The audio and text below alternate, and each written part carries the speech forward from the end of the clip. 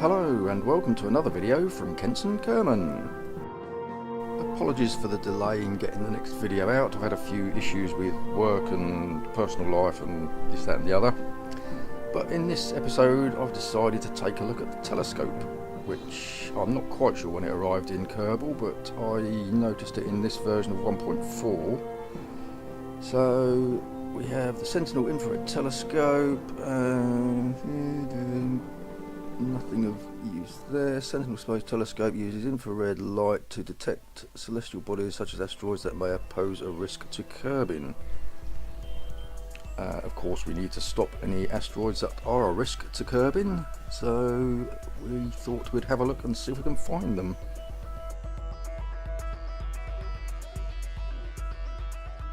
So we're going to need a rocket to launch it, but first of all we need to build a smaller stage for the telescope itself.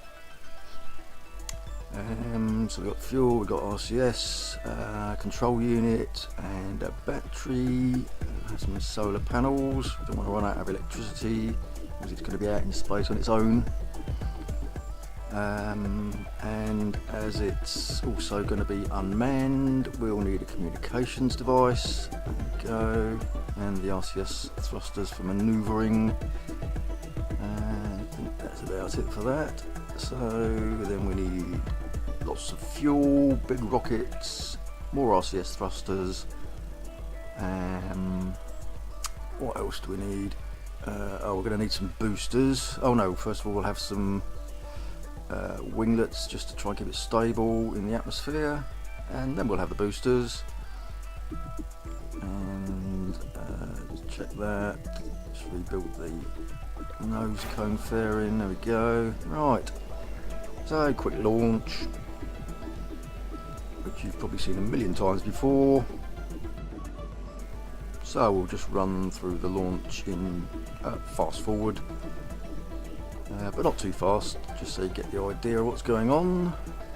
So there go the boosters, and pitching it over, trying to keep it in line with the 90 degrees. Try and, no, it didn't work very well, did it? That's oh, it's a lot higher orbit than I intended, but at least it gets me out of the way of all the other what they were. Oh, it's the UFO motherships. I think if you check out my other videos you'll see why there's all those orbit trails there.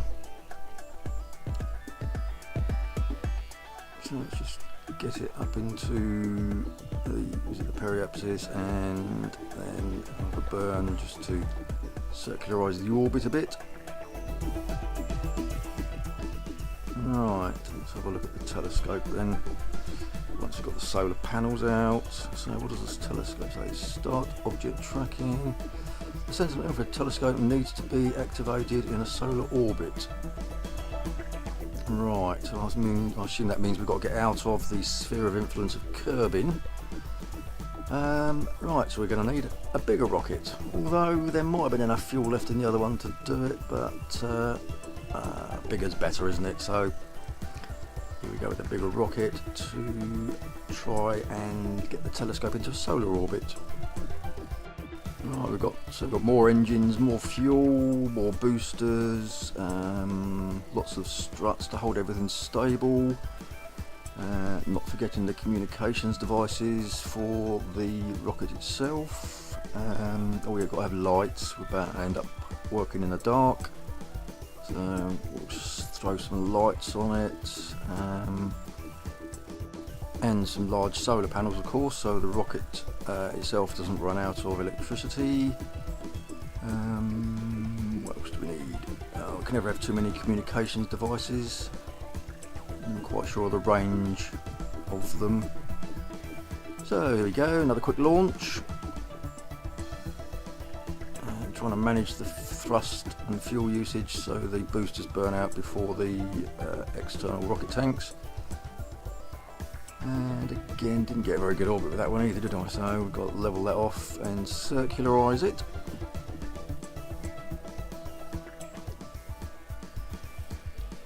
And then the burn to get into a circular orbit. Oh, we can get rid of the fairing, we don't need that in space. And so now we just need to line up the trajectory where we're going to leave the sphere of influence of Kerbin and go into a solar orbit. Oh, don't forget the solar panels and don't forget the communication devices.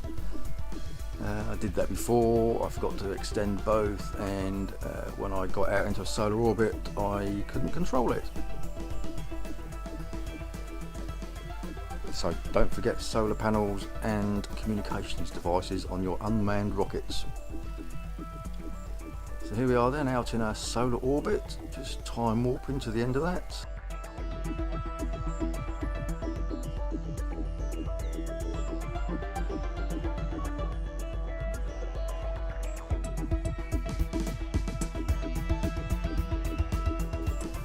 Final burn just to get into a circular orbit. There we go. Right, back to the tracking station to see if we can see any more asteroids, but at the moment we don't seem to be able to see any more. But I think there is something I need to do. I think I need to start observations or something on the telescope when it's in orbit. But I thought I'd go back and make another rocket with a few more sensors and scanners and things on it. So here we are, just slipping in, well, it's a docking port thing, and attaching the various scanners to it. One of those there, and one of those. Let's have another communications satellite dish there, and grab some more fuel. That, I think that's everything, so just need to save it and build the fairing. It doesn't seem to mind the part of the scanner sticking out with the fairing. If the game doesn't mind, I don't mind. Have a look at the colours. We go with the black and orange one for this one. So another quick launch. Again, trying to manage the fuel so the boosters run out before the outer fuel tanks. Not going to go quite so high for this orbit, as we're going to push it straight out into a solar orbit fairly soon. Once we've got into the solar orbit, we can deploy the solar panels and the communication dishes and see what the telescope does.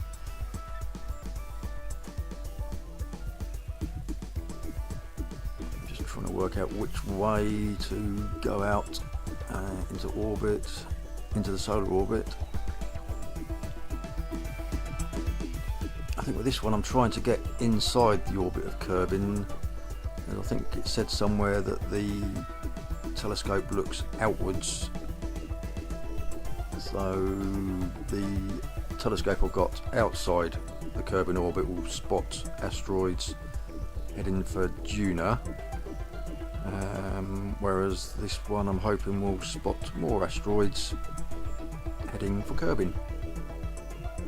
So what we got? Okay, it doesn't really concern us at this point. We are in sandbox mode, so the points for the science etc are irrelevant. Aim camera, okay, yeah. I thought that would aim the camera at something in space rather than aiming the camera that you're looking at a different part of the spaceship. That's a little bit confusing, isn't it? Right, I don't think these are going to work, so I'm just going to, oh, it's going to disable, the sun has no surface to scan. Okay, well, that's fair enough. And I've got to reduce that orbit to change that orbit to a polar orbit and reduce the altitude to 26,000 kilometers, I think was the maximum it said. That's going to be rather close to the sun. It might get a bit warm, but we'll see how that goes. Right, so we can shut those down for a little while.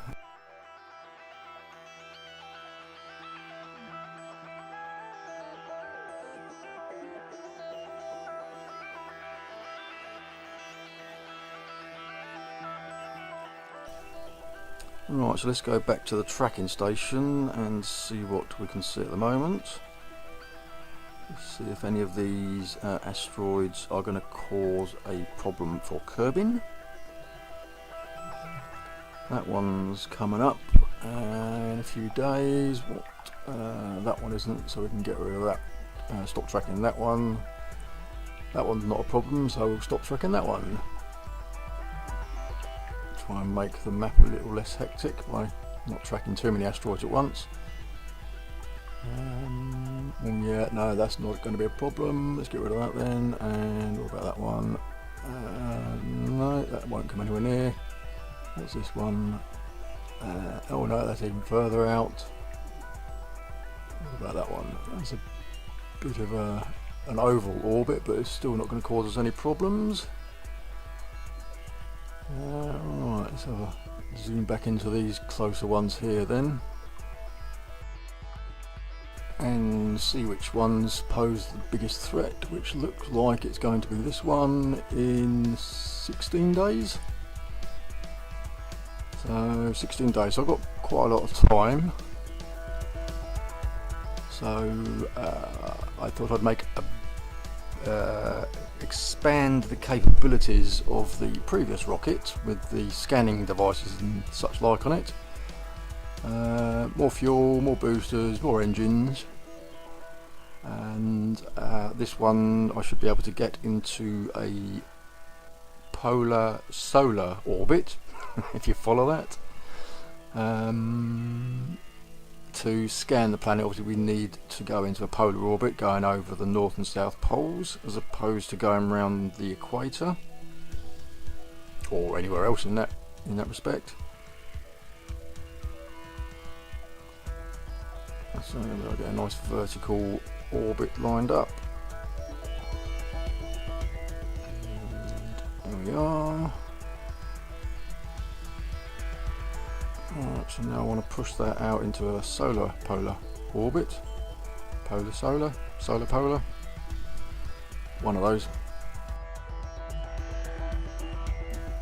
So we just time warp into the end of that manoeuvre, and we are successfully in a polar solar orbit. So let's see what the scanners say. Survey scanner disabled, the sun has no surface to scan. Okay, and we've got to get between 26,000 and 1,500 kilometres.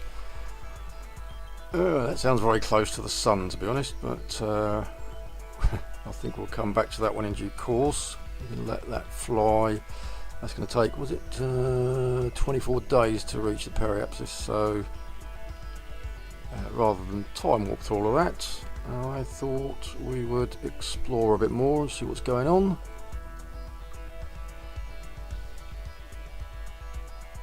Just checking the figures for later.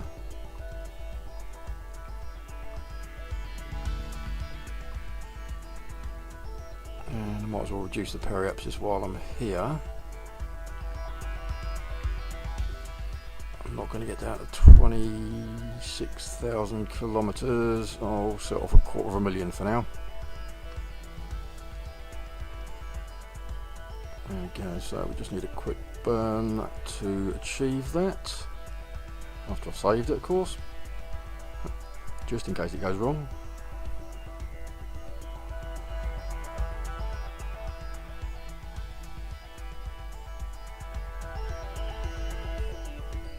So I've got a 42-second burn to reduce the altitude of the periapsis, and then we'll come back in 3 weeks to adjust the apoapsis. So we're not going to do that one just at the moment, so we'll get that one done. Where are we? There we go.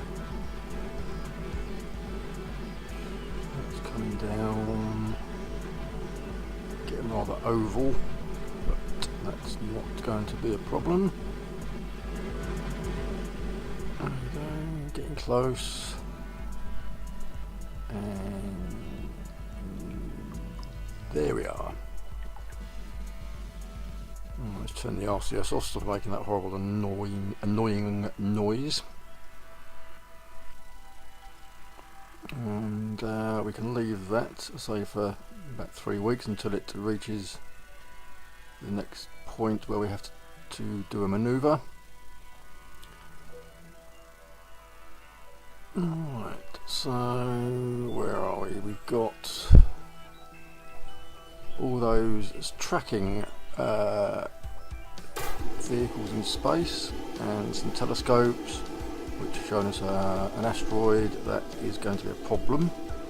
So we have resurrected one of the asteroid catchers from previous missions. I think we're only going for a small one for this first one, so it's only a Class A asteroid.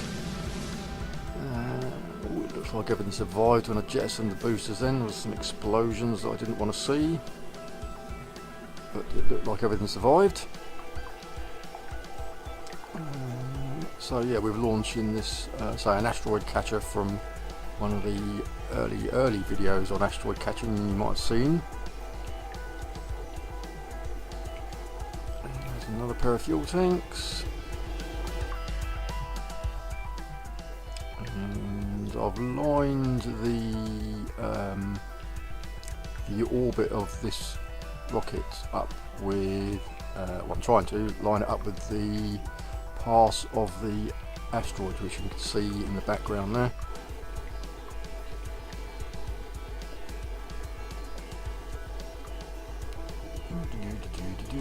It's quite a long burn, this one.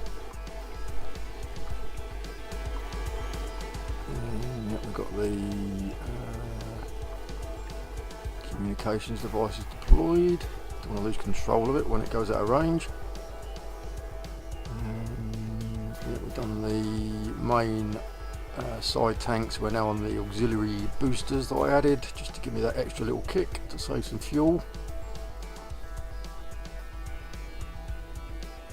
And there we are, just about into orbit there. Right, now we've got to push it out of orbit from Kerbin into the path of the approaching asteroid. Now, I've been lucky here because on my first pass out it's going to come within its minimum distance, so there's no room for error. So you see I've got an orbit plan there, so here's the burn. And how does that do? There we go, getting close. Oh, that's very close. Alright, we'll kill that. And time warp till we get much closer. It's now that I realise that the intersecting paths are almost at 90 degrees to each other, so I thought that would be quite difficult to achieve in one manoeuvre. So as you can see, I'm trying to delay the rendezvous so I can get a different angle of attack on it. I'll try and do it in at least two manoeuvres. It would reduce the amount of speed that I've got to change for the intercept.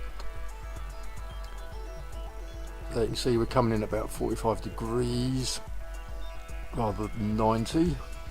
And there's our asteroid approaching. And a quick edit till we get a bit closer, and there it is. How to get the best view on it? Let's zoom out a bit. There we go, that's better, I can see it now. Right, so let's get into retrograde on the target. We've set the asteroid as the target, so we kill off the speed as we draw alongside it. As I come out of time warp there, it seemed to change direction of the asteroid a little bit. Not to worry, it's not going to get away. Drifting off a little bit, but we're going to capture that nicely. There we go. One captured asteroid. So it's not a very big one. I thought we'd start off with a small one first. So now we need to slow that down so that we can bring it back into a Kerbin orbit. So again, in retrograde, activate the engine. There we go, that's why it doesn't work there. That's better.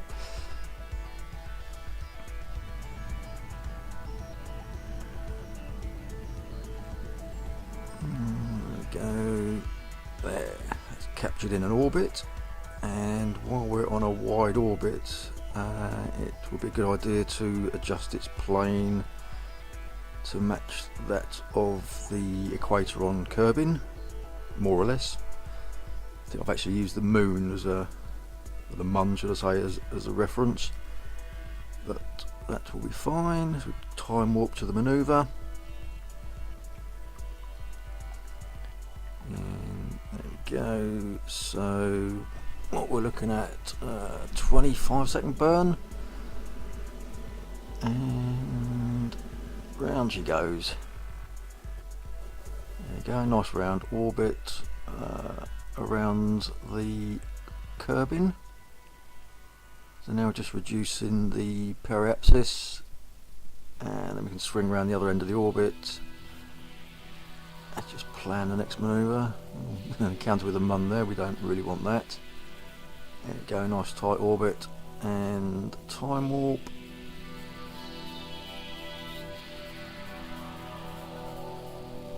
Nearly there. Alright, the main stage out of fuel just as I needed it, so we're down to the next stage. Still plenty of fuel in that though. There we are. Oh no, let's move it closer. 100-kilometre orbit, there we go, that'll be a nice round figure. And I'll know where to find it a bit later.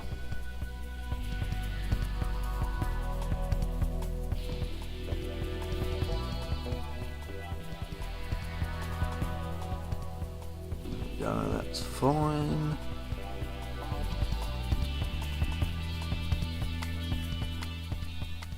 Swing around the other side and lower the apoapsis down to 100 kilometres or so.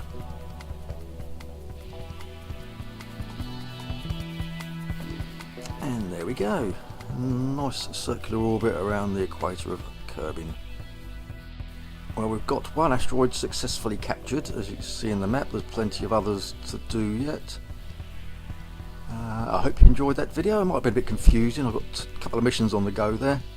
We'll come back at a later date and see how the solar polar orbit scanner is doing.